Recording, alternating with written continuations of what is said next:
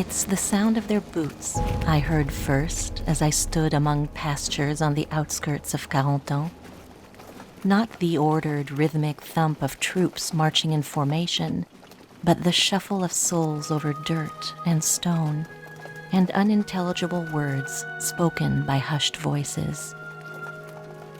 There were probably 200 men in this group, dressed in period military garb, faces painted with clay and fatigue, bodies wearied by the hours they'd already spent walking under a beating Normandy sun.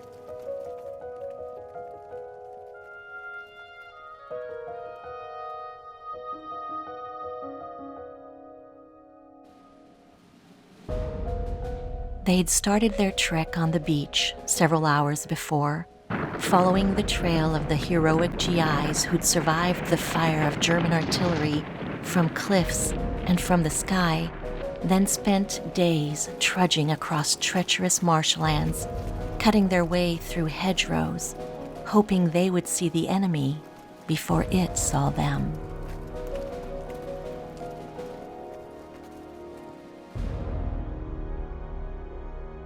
When the modern reenactors reached a boggy place called La Barquette, they took a few moments to stand still and regain their strength. Speaking little, their faces guarded, their expressions intense, as if their tiring trek in vintage boots, uniforms, and gear had plunged them back into the battles that had scarred this land.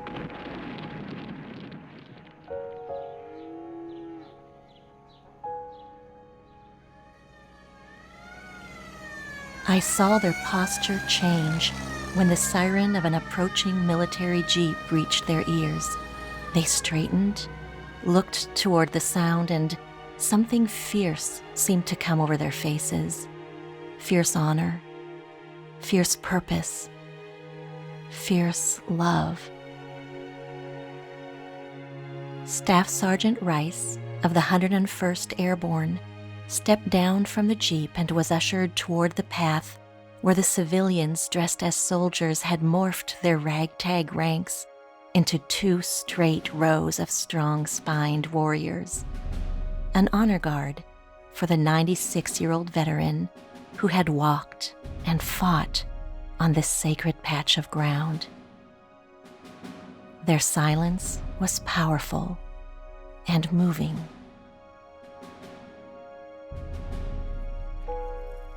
Staff Sergeant Rice's gait was unsure at times, but there was pride in his countenance, the kind of satisfaction that comes from knowing the enormity of what was accomplished through sacrifice and valor for the sake of the many nations represented among the men lined up to honor him.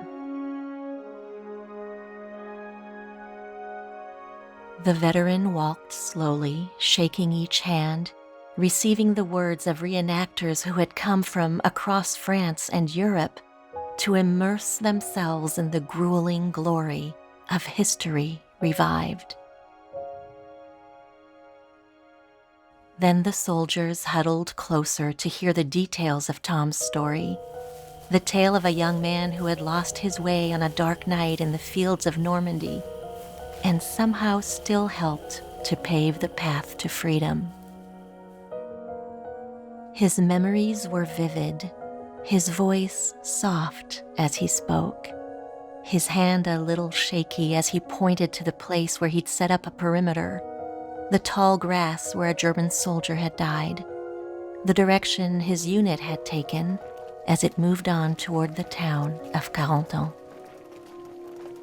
The gathered men clapped for Tom when it was over, and he clapped too, but the faraway look in his eyes told me that it was his comrades he was remembering, the young, the old, the strong, the frail, the courageous, the fearful, the heroes who had fought and fallen at his side.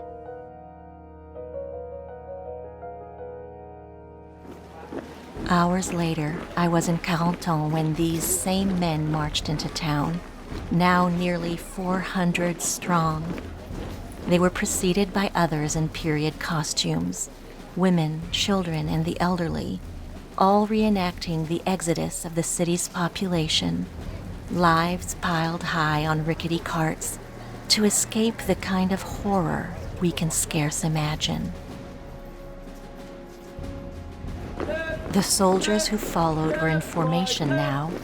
They chanted as they marched, pride on their faces and power in their steps. They looked straight ahead as crowds saluted them, invigorated by the welcome of a grateful town freed from oppression decades before, by the courage of men who looked just like them.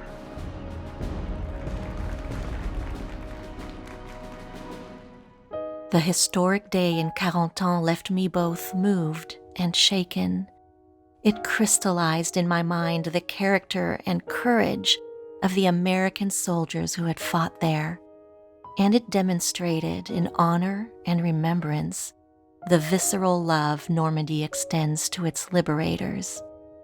It embodied what the French call un devoir de mémoire, the duty we all have to simply remember.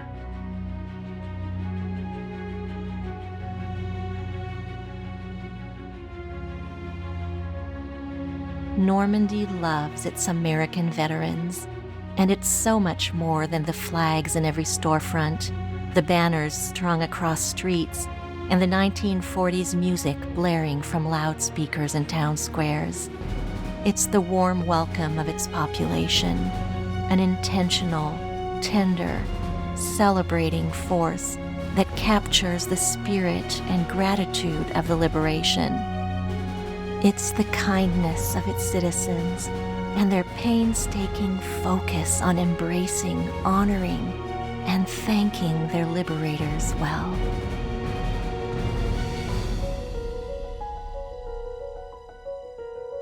The Norman people understand the high cost of freedom, perhaps because their elders lived without it for so long.